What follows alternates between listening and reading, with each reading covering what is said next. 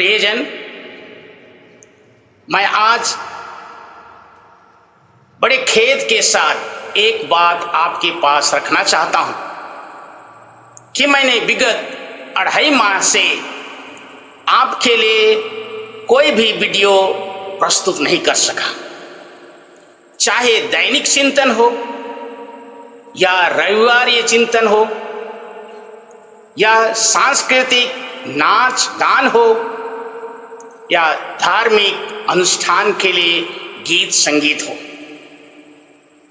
कारण था कि मेरे पास आज भी कंप्यूटर नहीं है।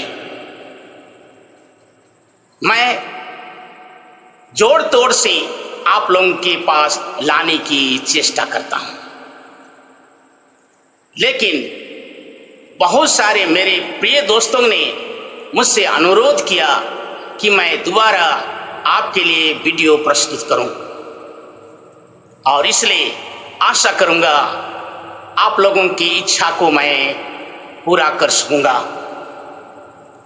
प्रियजन, हम लोग सामान्य काल के 14वें रविवार में प्रवेश कर रहे हैं। आज का पहला पाठ एजेकियल के ग्रंथ अध्याय 2 पद संख्या 2 से 5 लिया गया है, जिसमें ईश्वर ने अपने पक्ष में कहने के लिए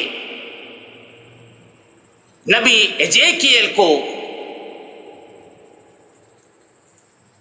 इस्राएलियों के उस कालखंड में बुलाया जब नबूकदनेजर ने यरूशलेम के सब निवासियों को बाबुल के गुलामी में भेज दिया।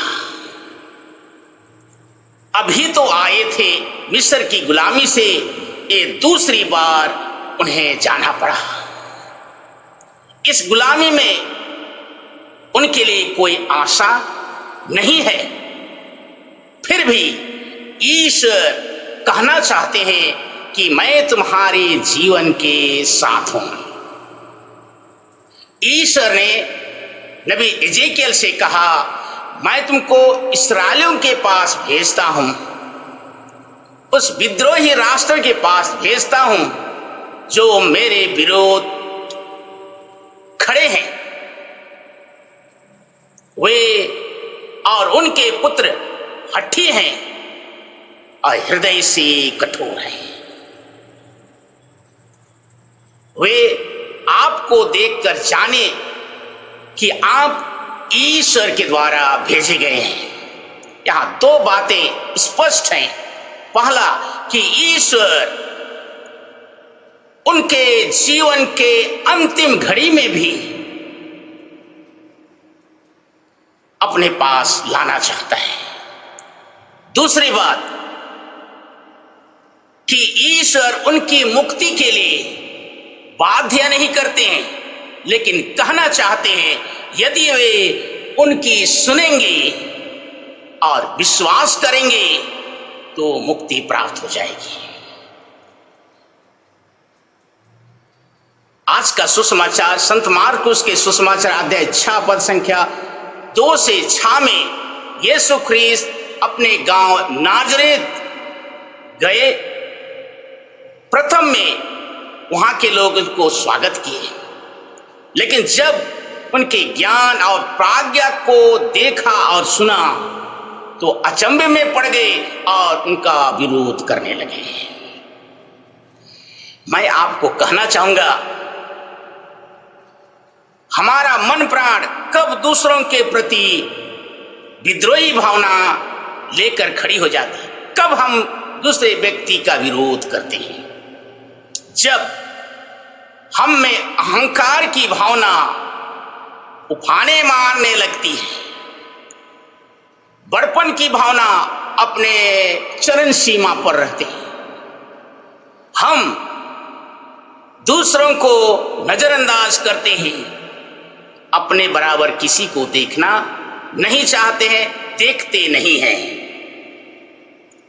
इन्हीं कारणों से नबी एजेकियल के ग्रंथ में हमने सुना कैसे इस्राएली लोग ईश्वर के विरोध में विद्रोह कर रहे हैं।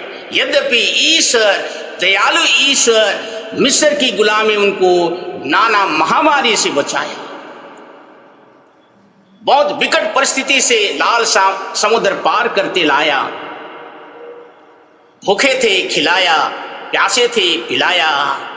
लेकिन जैसे उन्होंने नदी पार किया, कांसे का मूर्ति बनाकर झूमने लगे, ईश्वर का विरोध करने लगे।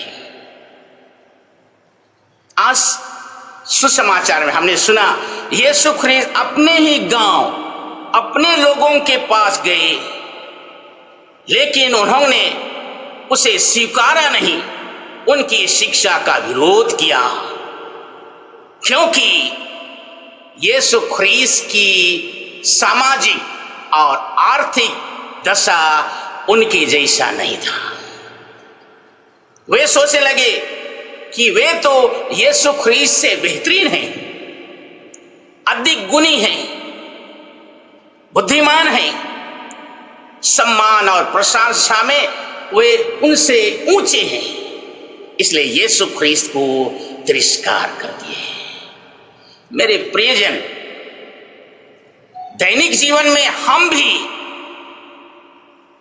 दूसरों से ईर्ष्या करते हैं, निंदा करते हैं, शिकायत करते हैं, विरोध करते हैं, विचारों के प्रति विद्रोह करते हैं। क्यों? क्योंकि अहंकार की भावना हमें किसी को अपने बराबर देखने नहीं देता, दूसरों को सम्मान करने से रोकता है। हम लोग उसको नजरअंदाज करना चाहते हैं।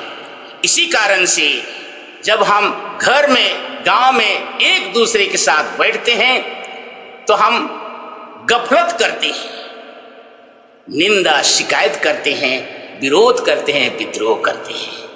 आज ईश्वर हम प्रत्येक जन को कृपा दे कि हम अपने जीवन से अहंकार को त्यागें, दूसरों को अपना सोचें, दूसरों को अपने भाई की तरह, अपनों की तरह प्यार कर सकें। अटल बिहारी वाजपेयी ने प्रथम बार प्रधानमंत्री का शपथ लेते हुए कहा, हे प्रभु, मुझको इतना ऊंचा पद मत देना कि मैं औरों को गले लगा ना सकूं।